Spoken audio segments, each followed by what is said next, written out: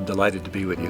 My name is Frank Ostaseki, and I was the founding director for the Zen Hospice Project, the first Buddhist hospice in America. It was an unusual experiment. We started with a very simple idea. We wondered what it would be like to bring together people who were cultivating what I might call the listening mind or the listening heart in meditation practice.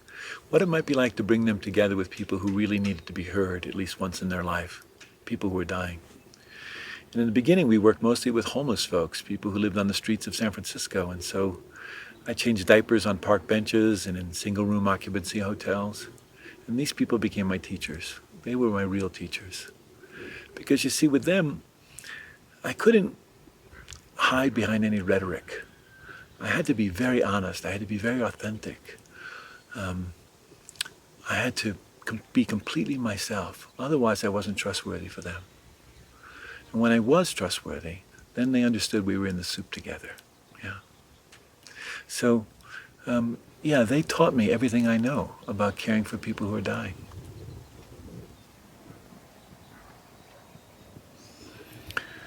The Zen Hospice Project had two primary programs. One of those was a small, 6-bed, beautiful Victorian home in which people came to die and live with us. And the other was a unit in the country's largest long-term care facility, an 1,100-bed hospital. And there we had one unit that was 40 beds. And you have to imagine this large open room with bed after bed after bed after bed. And in that hospital, it was filled with people who had no income and little or no family. And so we became their family. We became their support system. The beautiful thing about this unit was that there was no place to hide. Death was apparent. And while we might at first imagine that was frightening, actually it was quite reassuring to the people who were there, because they could see other people in the same room dying, and finding that those people could die with some degree of peace and tranquility, that they were not left alone, they were accompanied by people who cared for them. And so this became my model of working with people near the end of life. I understood it to be mostly a matter of relationships. It's our relationship with ourselves, with those we love, with God, or whatever image of ultimate kindness we hold in our life. And this relationship is characterized by three things. The first of those is mastery. When I'm dying, I want somebody who knows what they're doing. I want my pain managed and my symptoms controlled. I want mastery. But that won't be enough. I need somebody who's also comfortable with me in the territory of meaning, who can help me discover what the purpose and value of this life has been. But then there's some juncture in the process where even meaning falls away. And then we enter into an entirely different territory. And that's the territory of mystery.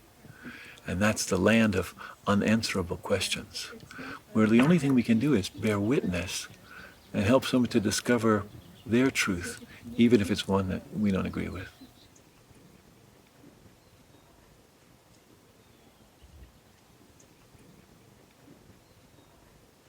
One of the things I learned by being with people who are homeless and living on the streets was that I had to be completely honest.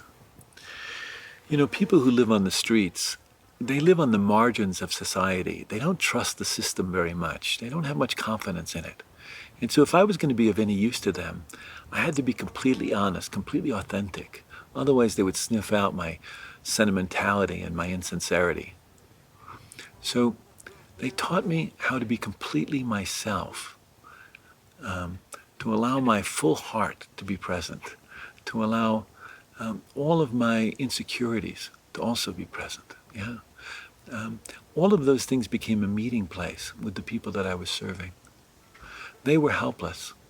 They were often angry. They were often lonesome. If I didn't know those places in myself, I couldn't be very helpful to them. So I had to do my own homework. I had to explore those places, know what they were in my own mind and heart and body. And then I could build an empathetic bridge to their experience. Well, I've been with maybe 1,000 people who died, sitting bedside with them, and I feel very honored, actually, that they trusted me to be with them at such a vulnerable moment. And what seemed most important across the board with everyone were two questions. Am I loved? And did I love well? Those seemed to be the two most important questions in their lives. When everything else got boiled down, that's what was important. And so I feel very grateful that they gave me that teaching. Well, there's a tremendous amount of fear around dying. And partly that's because we've hidden it away. We've turned it into a technological task, to an obligation, to a burden. How did it become that way? How did we take something so natural and normal to reach out to someone else and care for them in a time of need and turn that into an obligation, the most intimate of acts? With my own family, I felt it was important that my children be exposed to this from a very early age. I didn't force it on them, but I invited them to come and be with us. And so they would often come to the hospice. I remember my son, he liked it there very much because at home we didn't have a television, but at the hospice there was a television. So he could crawl into the bed with the people who were dying and snuggle up with them and watch a TV show or eat ice cream, And it became the most normal and natural thing for him. It wasn't frightening for him. It was just coming to the hospice to see his friends. Yeah. Wouldn't it be great if we could sit down with death and get to know it really well? Sit down, have a cup of tea together, really learn from one another. Yeah. This is my deep hope, that one day we won't isolate death so much. We'll understand it as one of our greatest teachers. We have beautiful buildings, museums and galleries in which great paintings hang. And we go and we are inspired by those paintings. I'd like to think that someday we would have beautiful homes in which people could come to die. And we would go to them and bow to them and thank them for their teachings. And we would be very grateful for them, for what they had taught us about how to live our lives. Yeah.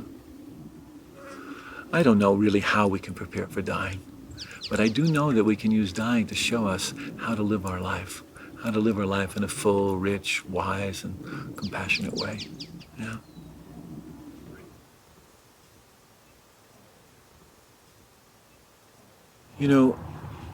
When we speak about fear of dying, we have to go back to our most fundamental fear, which is the fear of separation, the fear of being apart from our basic nature, from those we love.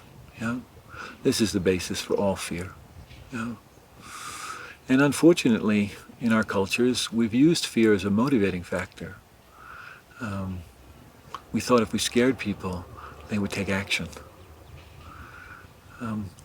One of the great opportunities that exist in the time of dying is to rediscover how we are not separate, is to rediscover how interdependent we are, how reliant we are on one another. When we see this truth, it changes everything. We might feel lonesome at some times, and that feels real. But it isn't true that we're separate. It isn't true that we're separate. So I think in the dying process, there is this stripping away process that happens. It strips away all our roles, all the ways we've defined ourselves. I'm a mother, I'm a father, I'm the provider, I'm the nurturer. All these are stripped away by illness or given up gracefully, but they all go. And then we're confronted with a much more basic question. Now who am I? Now who am I? Yeah.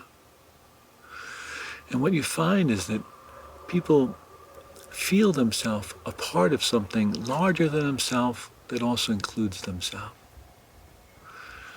I've had patients be with me and say the most remarkable things, like one woman who said, "Oh, Frank, if I had known the silence was this beautiful, I would have spent a lot more time in quiet."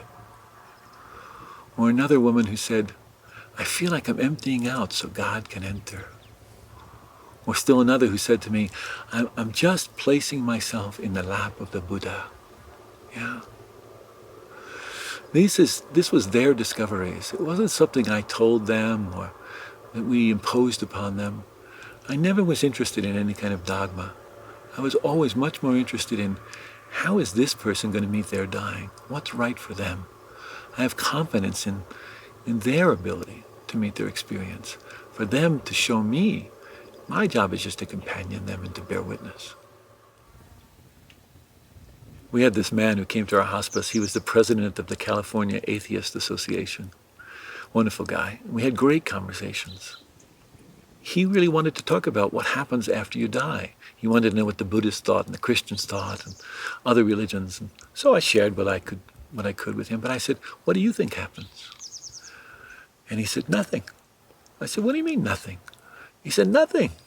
I said, well, do you have a nose? He said, no, you don't have a nose after you die.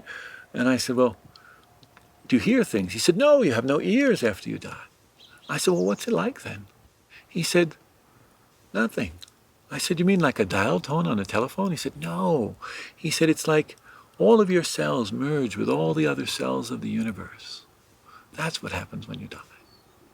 I thought he would be just fine in his dying process. You see, I don't want to ever impose my idea on someone else. I was working with an older woman. She was a Christian Scientist, wonderful woman, 92 years old, tremendous faith. She had a ease in coming to her dying. She really felt she was going home. That's how she felt.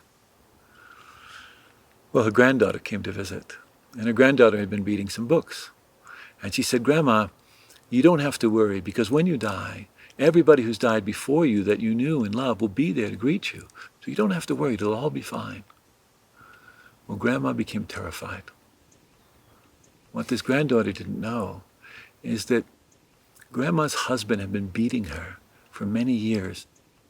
He died 5 years before, and now she was afraid that she would have to spend eternity with him and be subject to the same treatment. It doesn't matter what I think about dying. It matters what they feel, know, believe, trust in. And my work is to help them discover that and to articulate that and to feel confidence in that. Yeah? That's much more important than my ideas.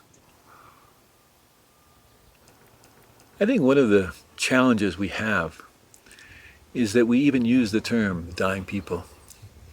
And in fact, they're people in which something is happening to them. Dying is happening. These are people, and dying is happening to them. So dying is not their whole identity.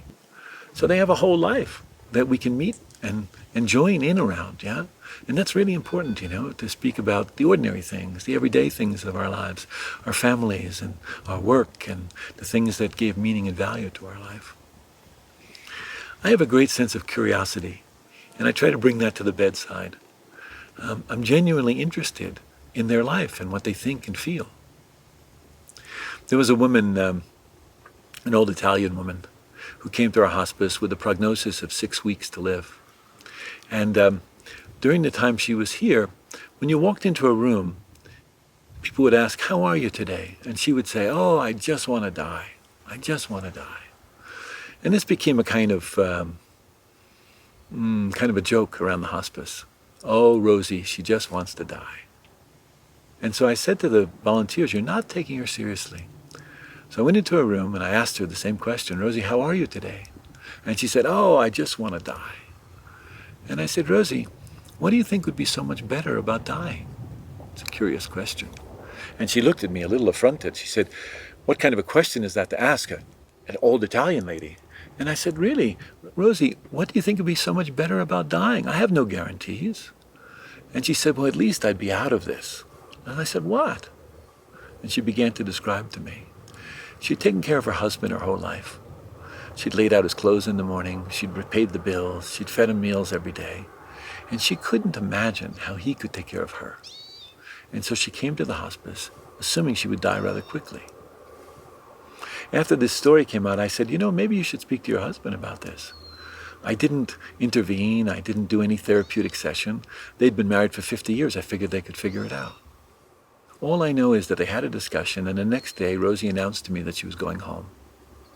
And she went home in the care of her husband, and she lived for another 6 months in the care of her loving husband. Stories are important, Sometimes in stories, people find things, discover things that they didn't know before. And so the listening, the really willingness to really listen to someone's story seems to me very important.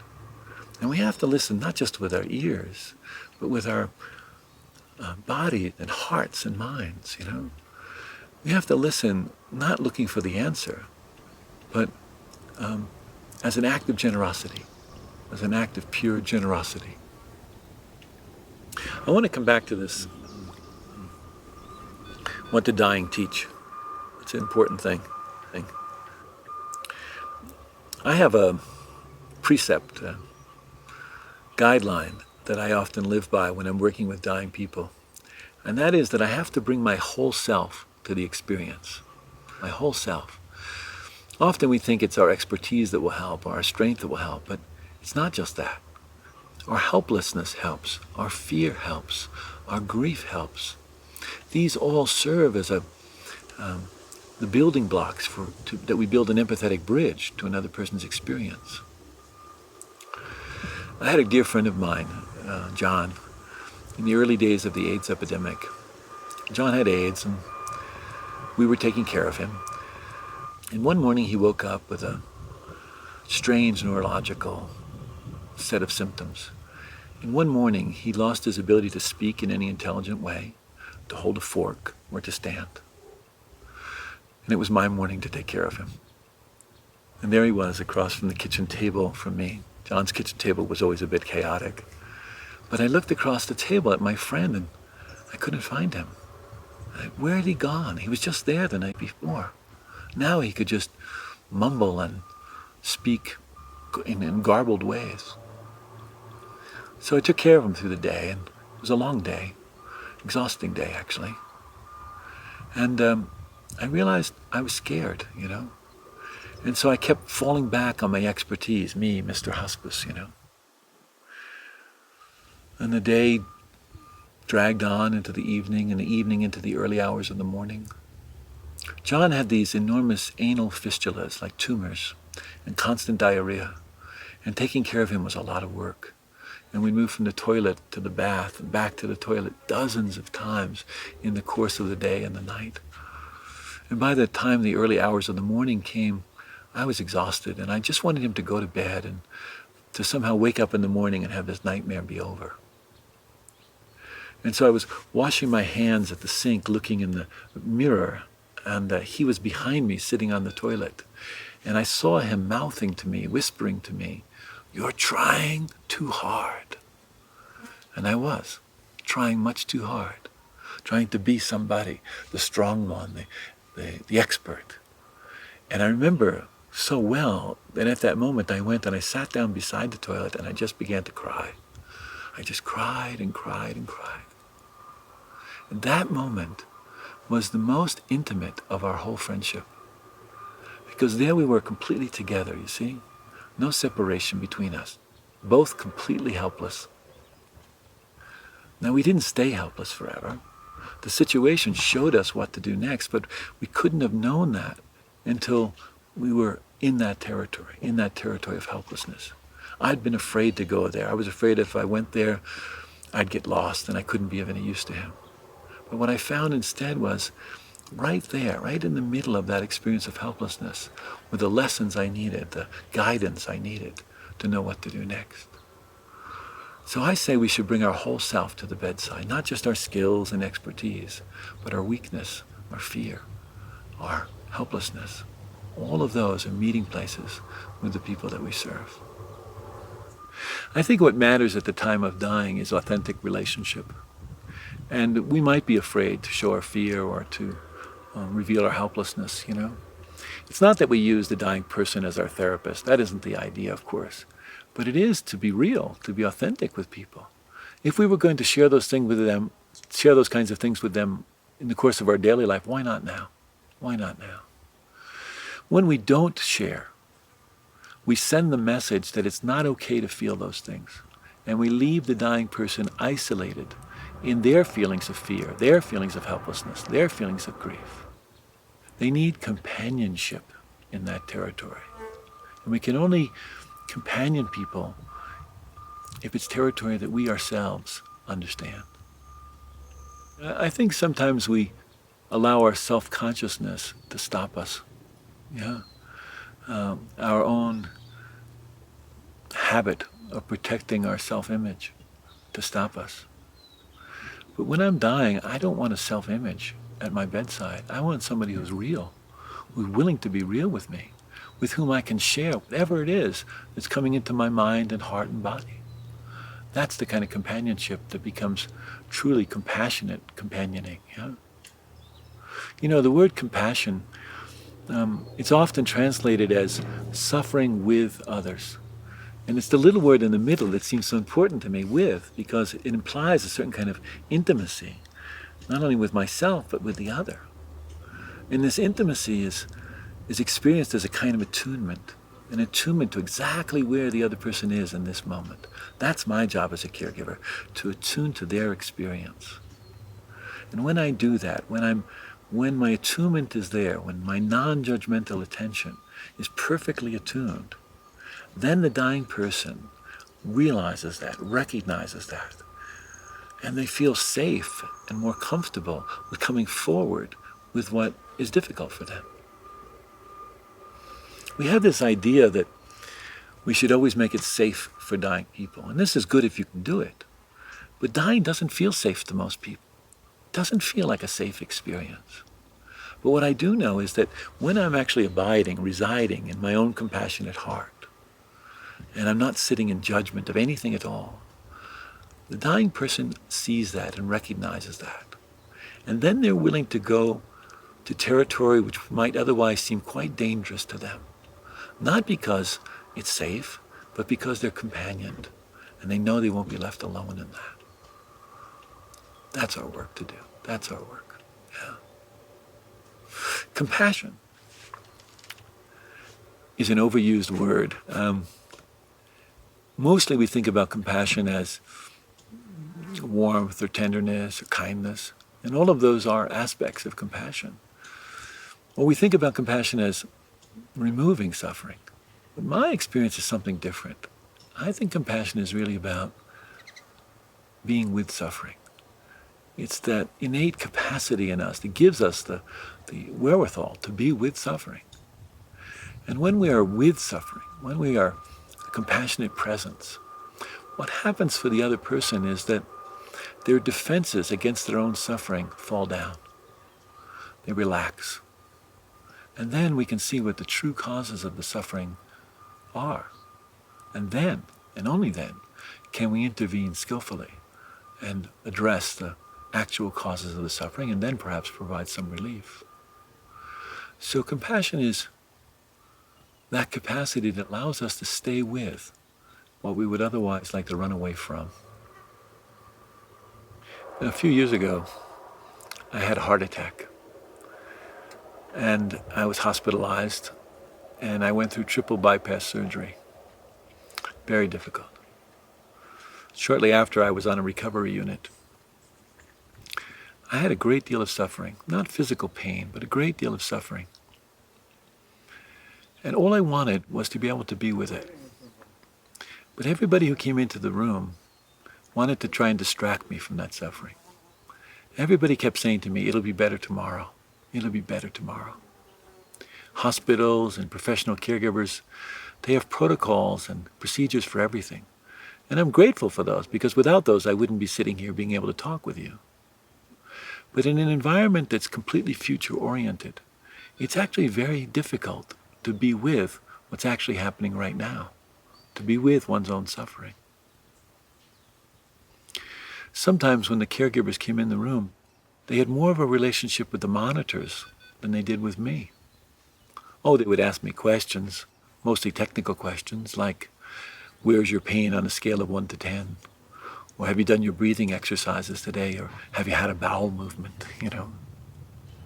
But rarely did they ask me just, how am I? How am I?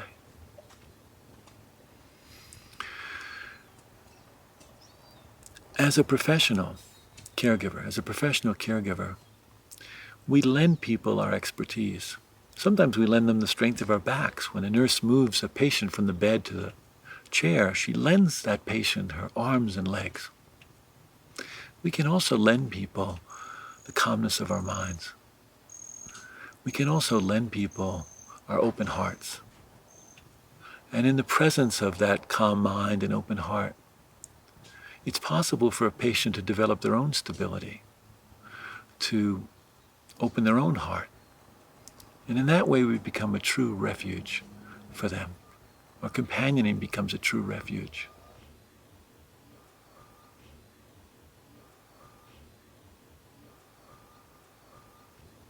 To be a caregiver,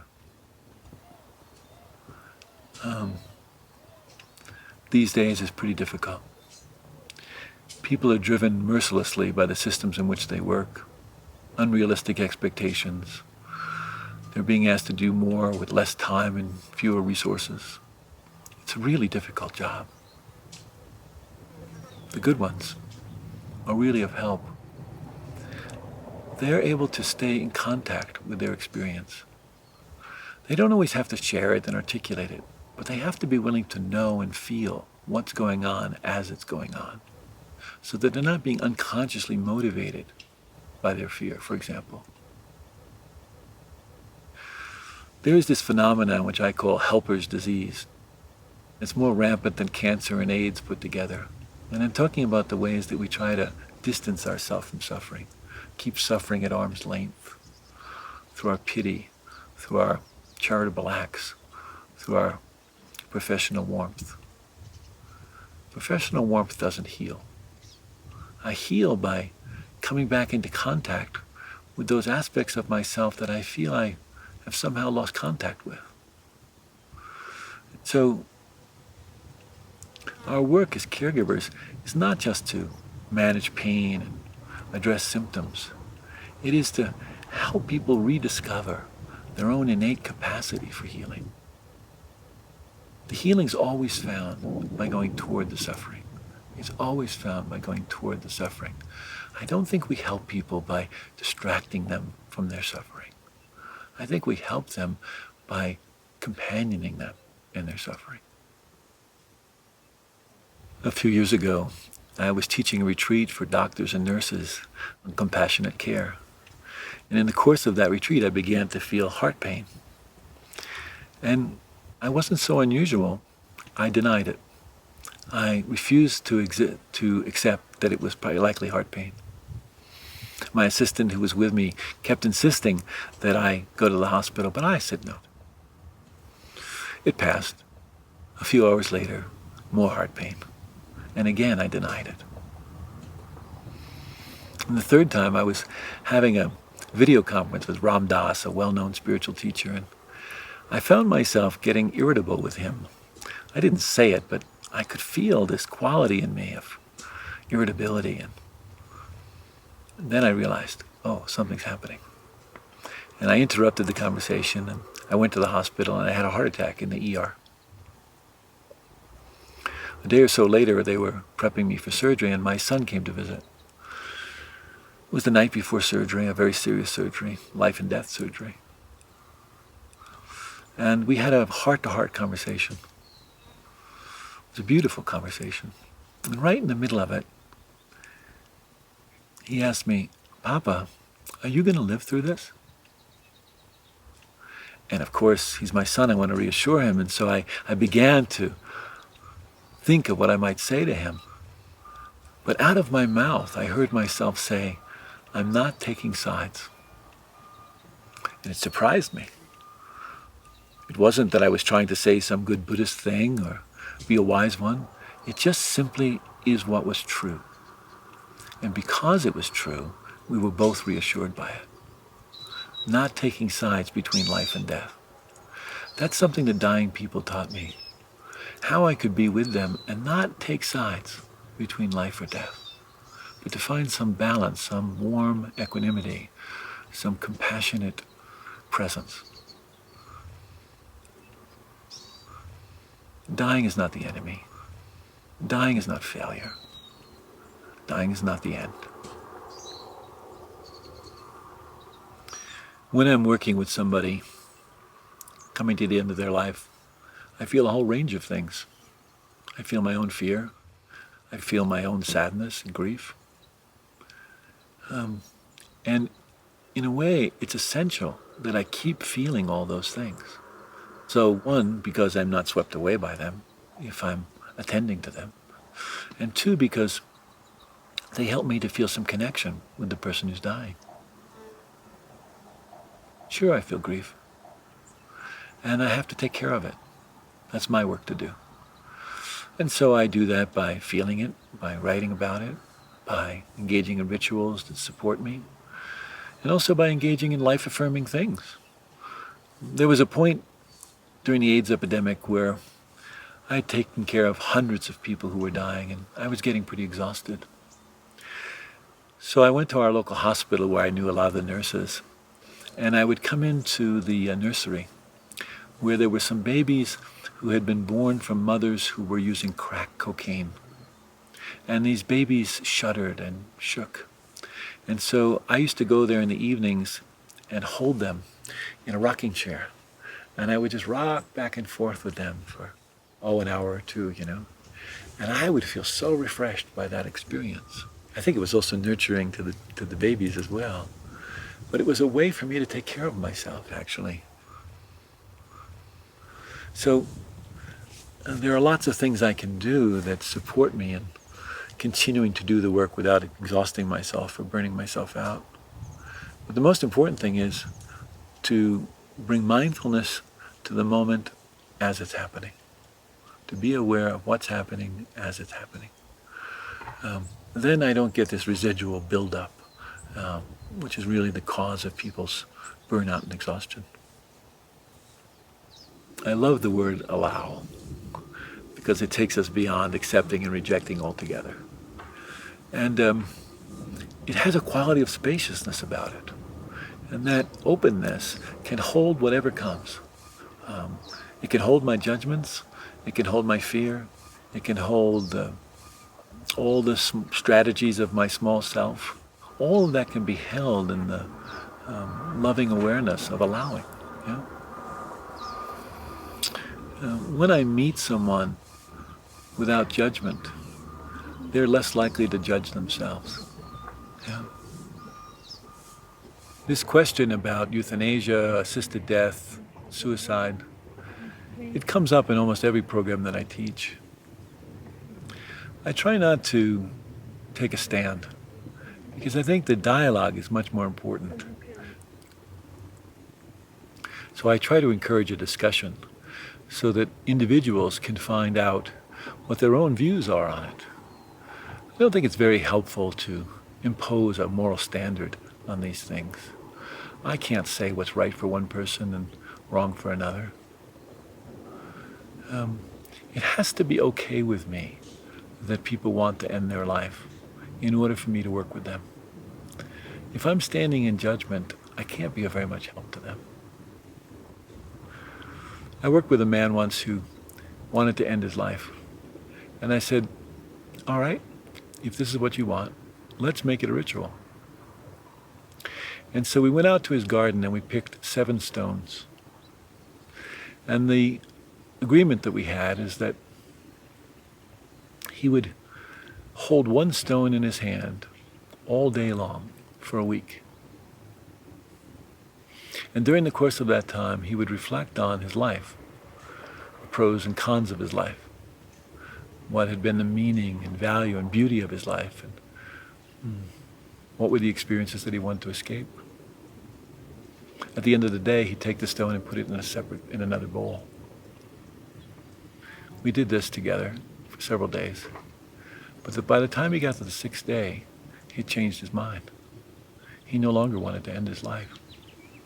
Not because it was wrong, but because he had discovered so much beauty in the life that was right in front of him, regardless of the fact that he was suffering and soon to die. He found a beauty in it. There was a man I once worked with who I met at the General Hospital in San Francisco. I met him in the psychiatric unit. He was in the psychiatric unit because he tried to take his life. And he tried to take his life because he had been diagnosed with cancer, he was getting increasingly sick, and he couldn't imagine a future with any dignity. So he tried to take his life. He failed, and he wound up in the psychiatric unit. When I went to see him, he was in this dark, stark room. Metal chair, a bed. When I came in the room, he was facing the wall. So I sat down in the chair. and stayed quiet for a while. And after some time, he turned to me and he said, "Who are you? No one's ever sat with me this long and quiet." And I told him who I was and that I got lots of practice at sitting in quiet, and that I was also from the hospice, and I told him a bit about that. And then I asked him a simple question. "What do you want?" And he said, "Spaghetti." And I said, "Well, we make really good spaghetti. Why don't you come and live with us?" He said, "Okay." That was the end of the admissions interview. And the next day he came to the hospice, and of course we had a big bowl of spaghetti waiting for him there. Because you understand, spaghetti meant nurturance and home and familiarity, yeah? Now, he didn't stop wanting to take his life just because we gave him spaghetti. It was good spaghetti, but it wasn't that good.